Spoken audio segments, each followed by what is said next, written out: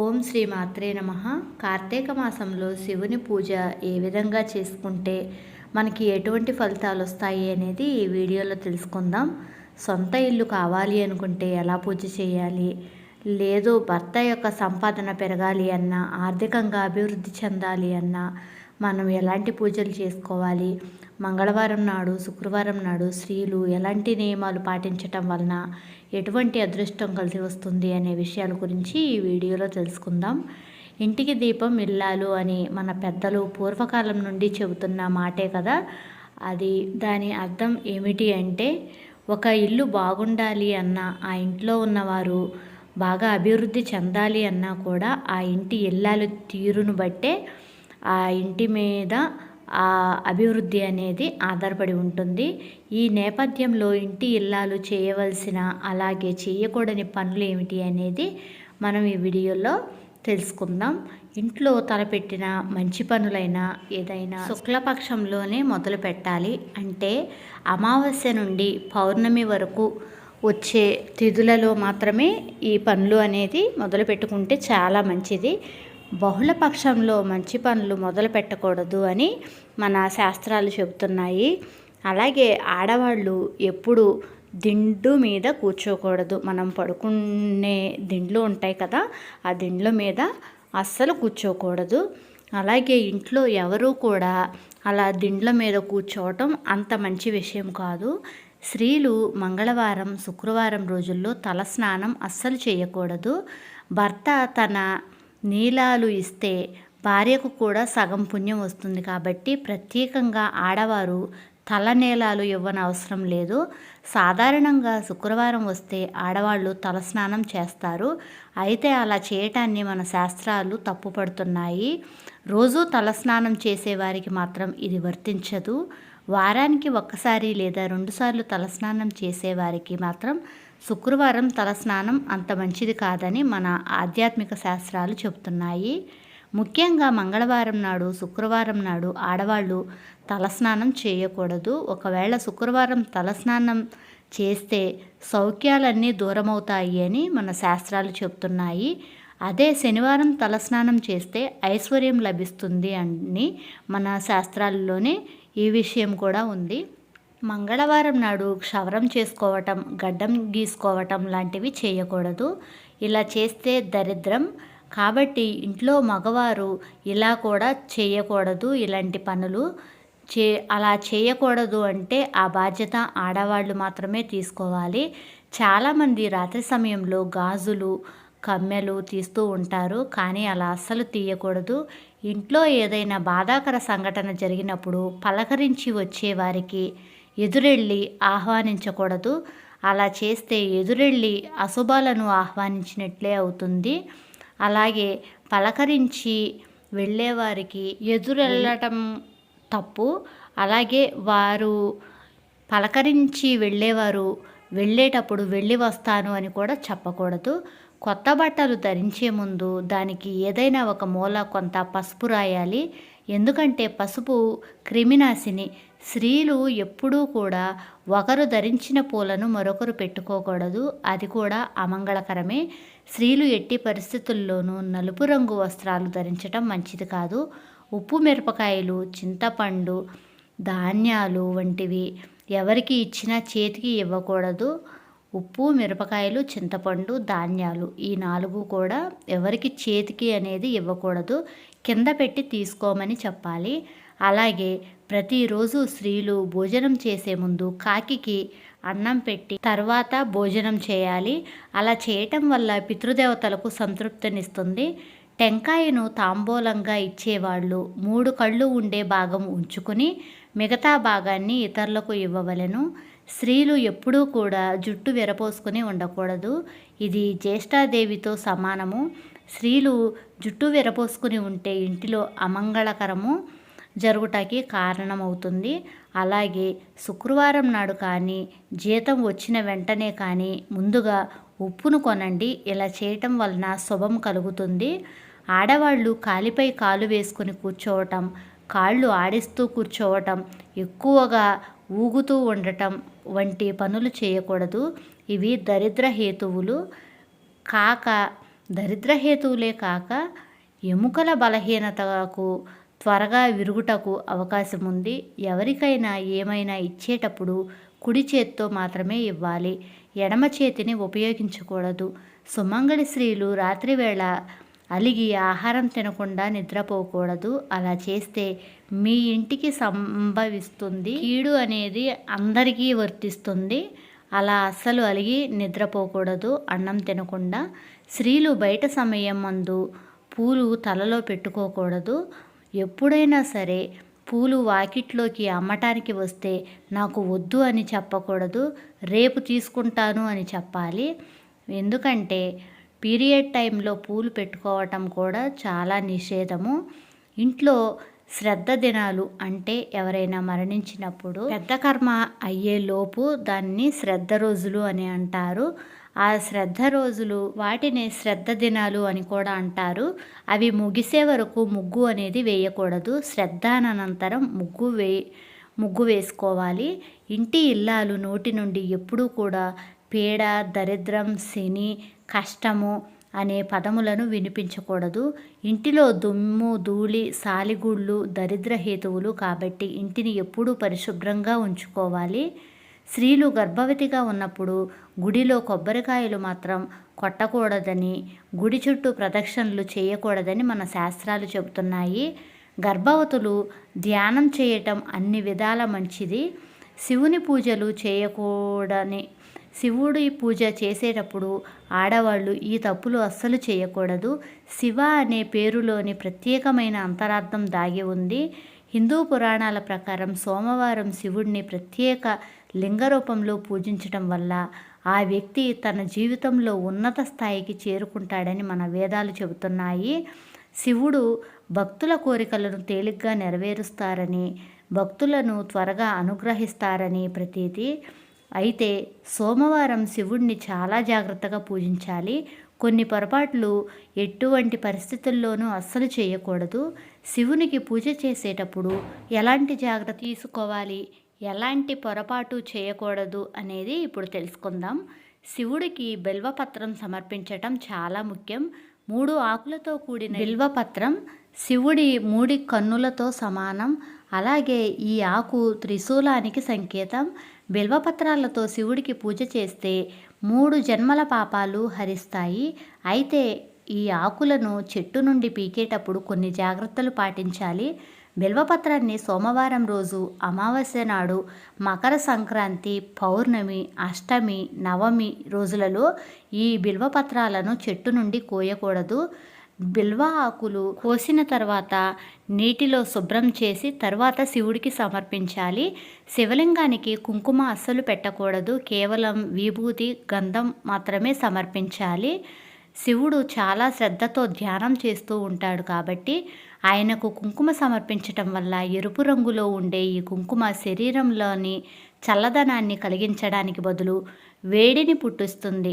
అందుకే కుంకుమకు బదులు చల్లదనాన్ని ఇచ్చే గంధాన్ని ఉపయోగించాలి. కొబ్బరి నీళ్లను ఎట్టి పరిస్థితుల్లో శివలింగంపై వేయకూడదు. శివుడికి పాలతో అభిషేకం చేసేటప్పుడు రాగి కలశాన్ని మాత్రం ఎట్టి పరిస్థితుల్లో ఉపయోగించకూడదు. రాగి పాత్రల్లో పాలు పోయటం వల్ల అవి విషతుల్యం అయిపోతాయి. కాబట్టి స్టీలు గిన్నెలతో కానీ, మట్టి పాత్రలతో కానీ పాలను అభిషేకం చేస్తే అత్యంత పుణ్యము. శివుడికి ఎలాంటి పండునైనా నైవేద్యంగా సమర్పించవచ్చు. అయితే వెలగపండు శివుడికి ప్రీతికరమైనది కాబట్టి వెలగపండు శివుడికి సమర్పిస్తే దీర్ఘాయుషు లభిస్తుంది. సంపంగి పువ్వులతో శివుడికి ఎట్టి పరిస్థితుల్లో పూజ చేయకూడదు. శివుడు సంపంగి పూలకు శాపం విధించినట్లు చెబుతారు. ఒకసారి తప్పు సాక్ష్యం చెప్పటానికి సహాయపడిందని బ్రహ్మ సంపంగి పూలను అడుగుతాడు. దీంతో బ్రహ్మను సంపంగిని ఇద్దరిని పూజకు పనికిరారని శివుడు శాపం విధించాడు.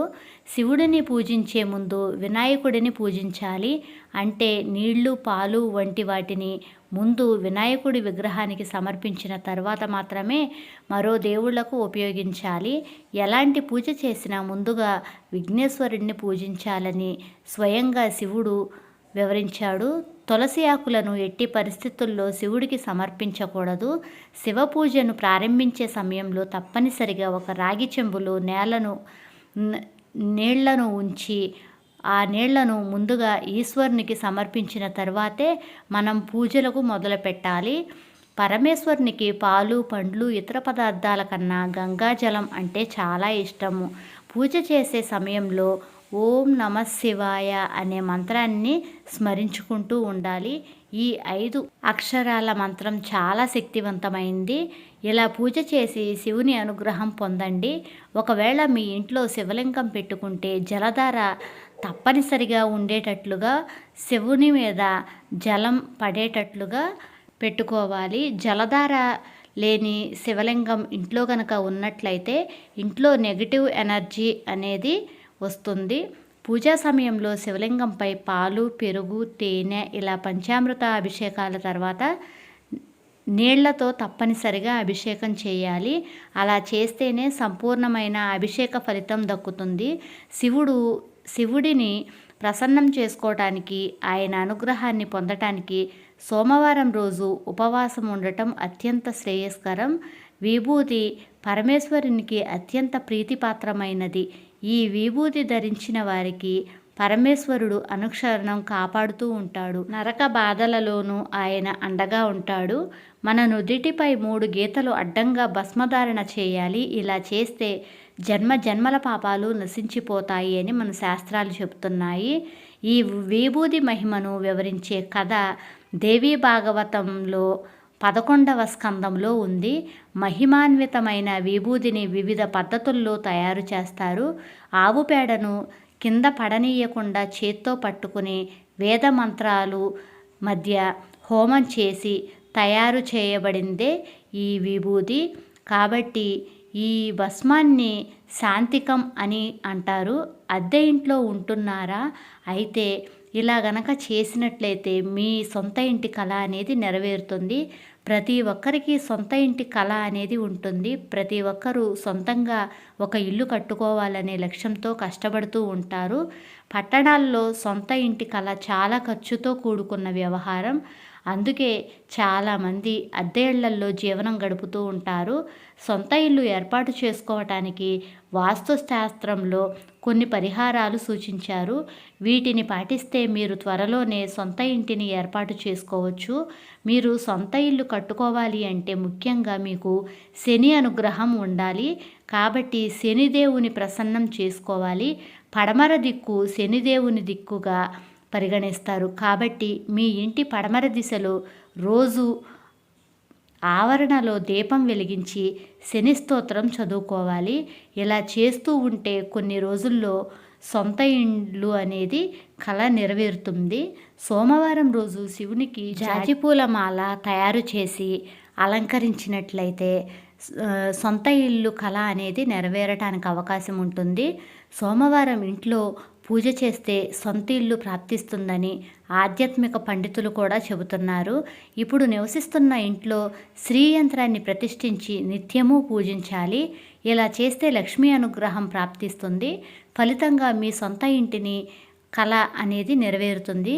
సొంత ఇంటి కళ నెరవేర్చుకోవడానికి ప్రతి మంగళవారం రోజు ఆవుకు పప్పు, బెల్లం తినిపించాలి. ఇలా చేయటం వల్ల మన జీవితంలో ఉన్న పాజిటివ్ ఎనర్జీ ఇంకా డెవలప్ అవ్వటానికి అవకాశం ఉంటుంది. కోరుకున్న కోరిక అనేది నెరవేరుతుంది. మీ పూజా గదిలో తప్పనిసరిగా శివపార్వతుల ఫోటో ఉండాలి. మీరు రోజు బయటకు వెళ్లే ముందు శివపార్వతులకు నమస్కారం చేసి బయటకు వెళ్ళాలి. ఇలా చేస్తే మీరు అనుకున్న కోరికలు ఖచ్చితంగా నెరవేరుతాయి. అలాగే శివుడికి పెరుగుతో అభిషేకం చేస్తే ఆ శివుని ఆశీస్సులు త్వరలోనే మీకు ఉండి మీరు సొంత ఇల్లు అనేది కట్టుకోవటానికి అవకాశం ఉంటుంది. మీరు నివసించే ఇంటి ముందు పక్షులు వస్తే వాటికి గింజలు వేయటం, నీళ్లు పెట్టడం వల్ల మీకు సొంత ఇల్లు కళ అనేది నెరవేరుతుంది. ఆదివారం రోజు నవగ్రహాలు పూజ చేసి దీపం వెలిగించి బెల్లం ముక్క నైవేద్యంగా సమర్పిస్తే త్వరలోనే గృహయోగం అనేది లభిస్తుంది. అలాగే ఆదివారం రోజున ఎవరికైనా పేదవారికి తేనెను దానం చేస్తే సొంత ఇంటి కళ ప్రాప్తి కలుగుతుంది. అద్దె ఇల్లు పూజా స్థలం ఈశాన్యంలో ఉండే విధంగా జాగ్రత్త పడాలి. ఉదయం సాయంత్రం పూజలు చేయాలి. ఈశాన్య దిశలో నీటి కుండ ఉంచాలి. ఇలా చేయడం వల్ల డబ్బు ఇంట్లోకి వస్తుంది. అందువల్ల ఇంటి కల నెరవేరటానికి అవకాశం ఉంటుంది. ఈశాన్య దిశలో నీటి కుండ ఉంచినట్లయితే అది త్వరలోనే అదృష్టాన్ని తీసుకువస్తుంది. అదేవిధంగా ఏదైనా కొండ మీద ఉన్న గుడికి వెళ్ళి మీ సొంత ఇంటి కల చెప్పుకొని అక్కడ గుడి సమీపంలో ఒక రాయిపై మరొక రాయి పేర్చి దేవుడికి మొక్కితే చాలు, మీ సొంత ఇంటి కల నెరవేరుతుంది.